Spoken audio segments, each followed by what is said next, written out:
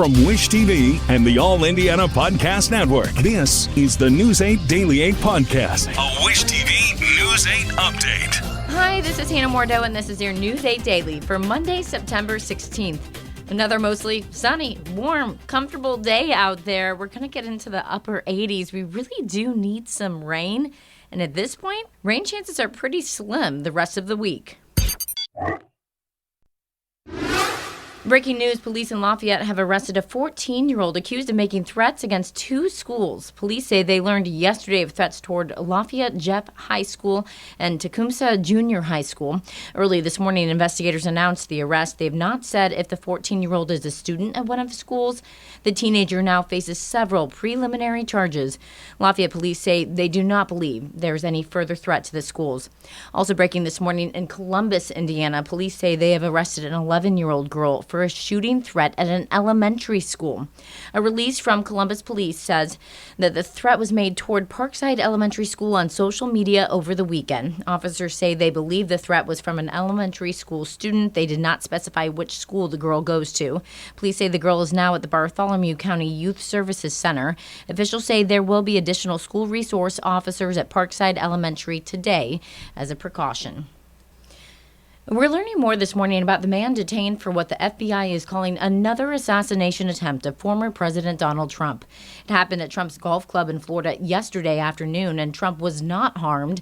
Lee Waldman has the latest. Access outside of the Trump International Golf Club is limited this morning as we're learning more about the man who authorities have detained in connection with the latest assassination attempt on former President Donald Trump.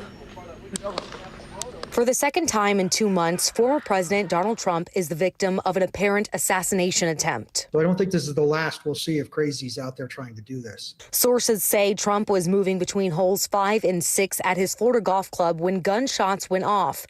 The golf round, a last-minute addition to his schedule.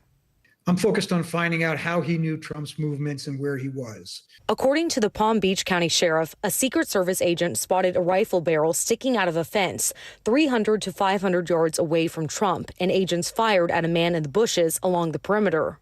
How was the outer perimeter? How was this shooter able to get to that outer perimeter, an area that should have been identified as a vulnerability previously? Sheriff Rick Bradshaw says the quick thinking of a witness helped officers quickly apprehend a suspect.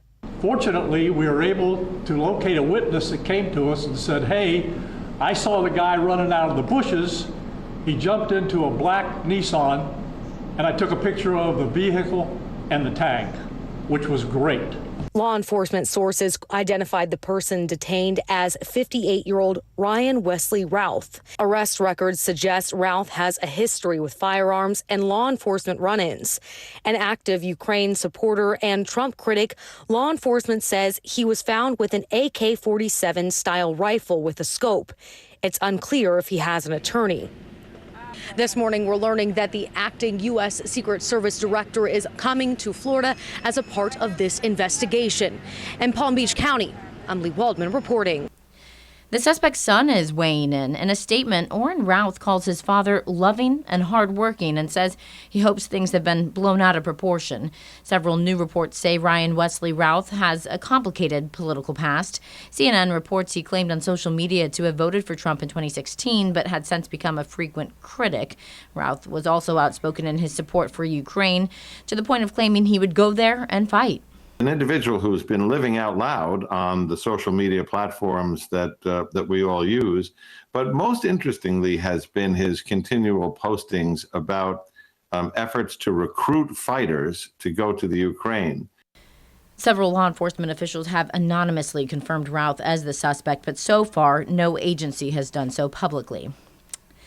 IMPD says a man is critically hurt after a squad car hit him. It happened yesterday afternoon at Michigan Road, just south of 86th Street. Investigators say an on-duty IMPD officer in a marked car was turning south out of the parking lot and hit the man as he was on foot crossing Michigan. IMPD says the officer is not hurt and went to the hospital for a blood draw, which is a standard step in crashes where someone is badly hurt. A heads up for the next time you're driving at night in the already construction-clogged northeast side.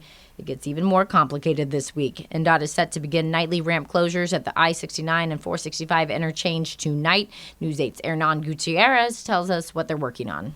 Construction crews will be placing beams for a new bridge that'll be added to I-465 here on the east side of Indianapolis. That means for the next 2 nights, the southbound I-69 ramp to South I-465 will be closed starting tonight at 9. It'll reopen just in time for the morning rush hour tomorrow morning at 6 in the morning. They'll close it again tomorrow night and reopen it Wednesday morning at the same times. This also means that the 82nd Street ramp to I-69 North will be closed tomorrow from 9 p.m. to 6 a.m. Wednesday morning. The work also brings lane closures to 2 ramps tomorrow night. The I-465 North to I-69 North ramp will be down to 1 single lane.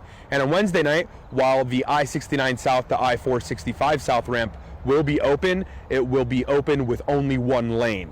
This is all a part of NDOT's Clear Path project, which started in 2023. This overpass will be one of 14 bridges added to a reconfigured I-69 I-465 interchange. NDOT says the work aims to improve traffic flow and safety. As with any construction zone, NDOT urges you to slow down and drive with caution in any of the Clear Path project areas. The Clear Path website says that this phase of construction should wrap up by 2025. Reporting in Indianapolis, I'm Hernan Gutierrez for Wish TV, wishtv.com. Follow us on Facebook for updates. Now to Colts watch. An uneven offense attack dooms the Colts in Green Bay. Anthony Richardson threw 3 interceptions, including 1 Hail Mary at the end of the game. The Colts did not reach the end zone until deep into the fourth quarter. Final was 16-10 as Indianapolis falls 0-2 in the young season. Colts players say they're not panicking, but at least one player admits the urgency is high after the loss. News 8's Andrew Chernoff was in Green Bay and has reaction from the locker room. You could feel the frustration in the locker room once this game ended. This was a game many thought that the Colts should win, especially since the Packers were starting backup quarterback Malik Willis. Instead, the Colts are leaving Green Bay with an 0-2 record and know that they have quite a bit to fix in a short amount of time.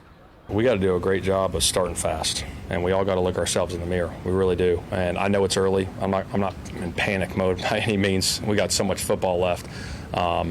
But we got to do a hell of a job preparing this week for Chicago. Honestly, we're not worried. We know that we're a way better football team than we're presenting right now.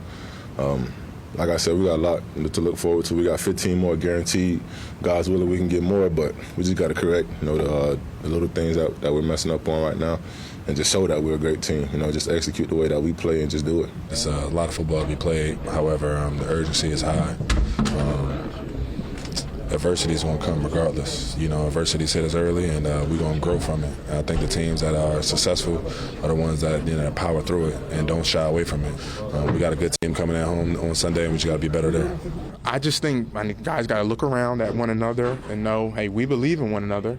We believe that we have the talent on this team to go and win a lot of football games, but then also believe that, hey, we're going to get after it at practice so that everyone knows when Sunday comes, we are 100% ready. There's no doubt that we're going to come out and we're going to win the game.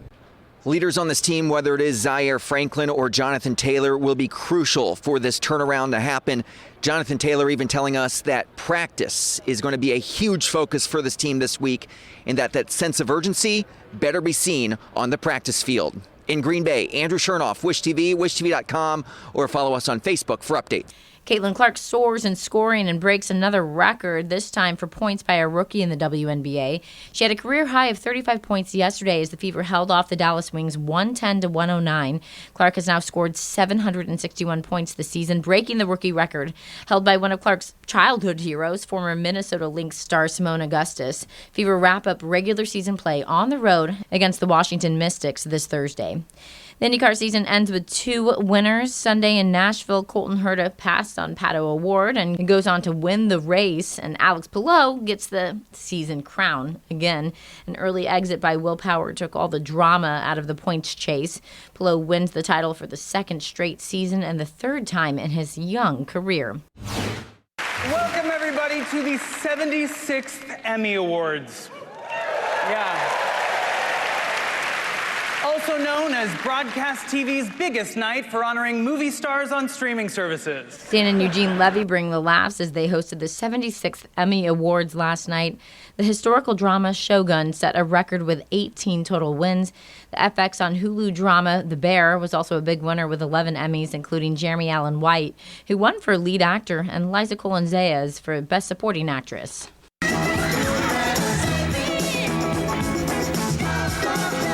A member of one of Indiana's most famous families has died. Tito Jackson was one of the Gary-born brothers who became international superstars as the Jackson 5. Tito was long seen as the quiet Jackson, but his guitar work set him apart from his siblings. His sons followed him into entertainment. They announced his death late yesterday. The Jacksons have been on tour and had a show scheduled in Cincinnati in November. No word if it will go on without him. Tito Jackson was 70 years old. Check your Powerball tickets. The Hoosier Lottery says a $50,000 winning Powerball double play ticket has not been claimed. Someone bought the ticket in Rensselaer in April at the Smoke Shop on South College Avenue. Tickets winning numbers are 16, 19, 56, 59, 66 with a Powerball of 14. The ticket matches 4 of those numbers. Lottery says the winning ticket must be claimed by October 3rd at 4:30 p.m. This has been your News 8 Daily. From Wish TV, I'm Hannah Mordeau. Watch us on wishtv.com and follow us on Facebook for updates. This is the News 8 Daily 8 podcast, a Wish TV News 8 update on demand. For even more, on demand and on the go, connect with Wish TV on Facebook at wishtv.com and on the free Wish TV mobile app. Thank you for listening, and be sure to like, subscribe, and follow this podcast for updates every weekday morning on the All Indiana Podcast Network and wherever you get your podcast.